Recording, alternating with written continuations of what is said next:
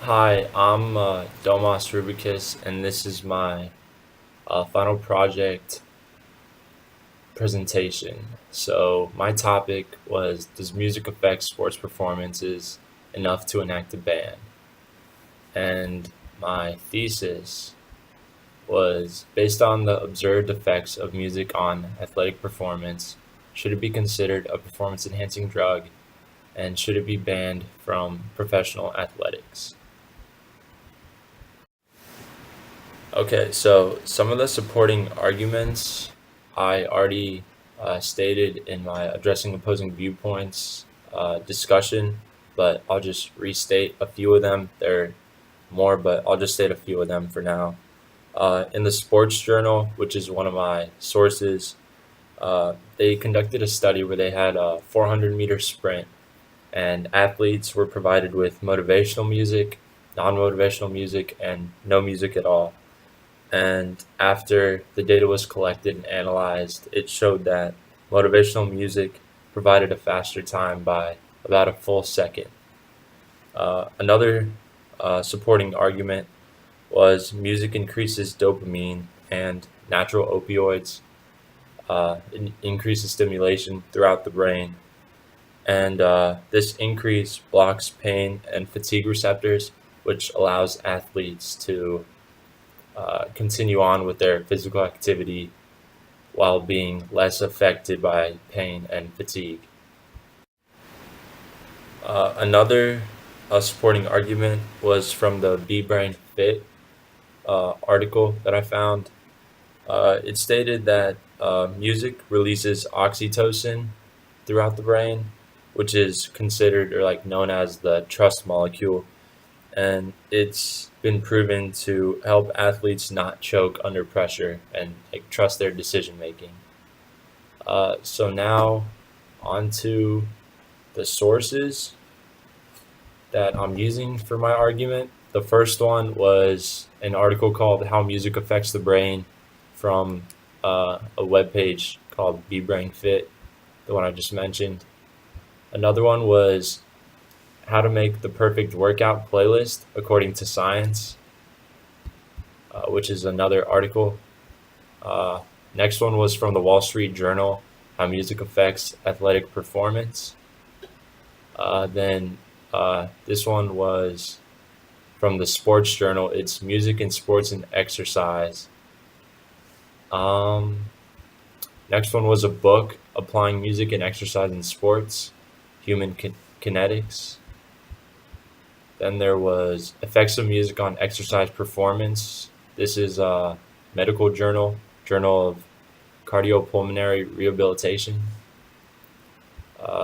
Another one, "Can Music Make You a Better Athlete?" From PBS.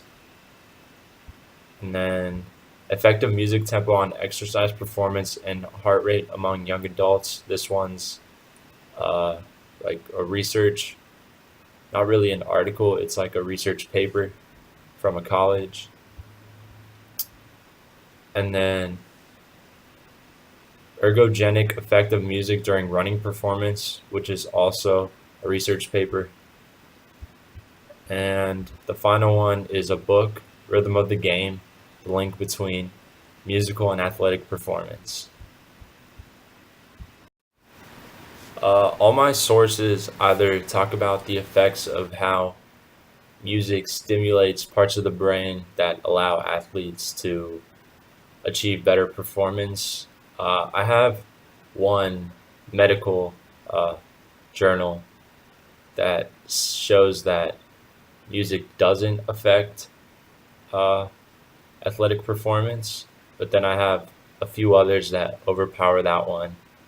So I try to show both viewpoints throughout the paper using my sources.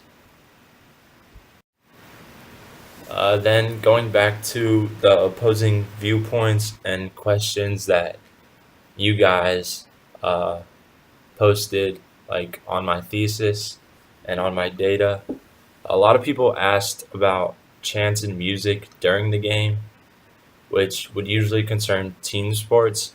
But a lot of the data that I found online was about individual sports, such as like track and field was a really common one, and running. So I think music during a game wouldn't affect it because it affects both teams, but a lot of the data focused on listening to music before for like team sports. If people listen to music before, their athletic performance is better in the game. And it also focused on a lot of track runners listening to music while they perform, which is more individual instead of like an atmospheric music that they would hear.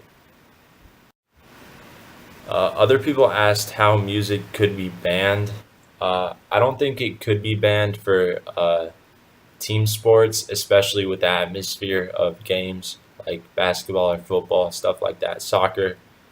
But in track and field, actually, in one of the articles, they already banned music at a track and field competition because they said it affected performance that much. So you could ban it in individual sports, and I think you could ban pregame music, which was another question. Like, should music be banned altogether or just for like pregame before the game? And I would say it's possible to ban it pregame, but during the game wouldn't be a possibility.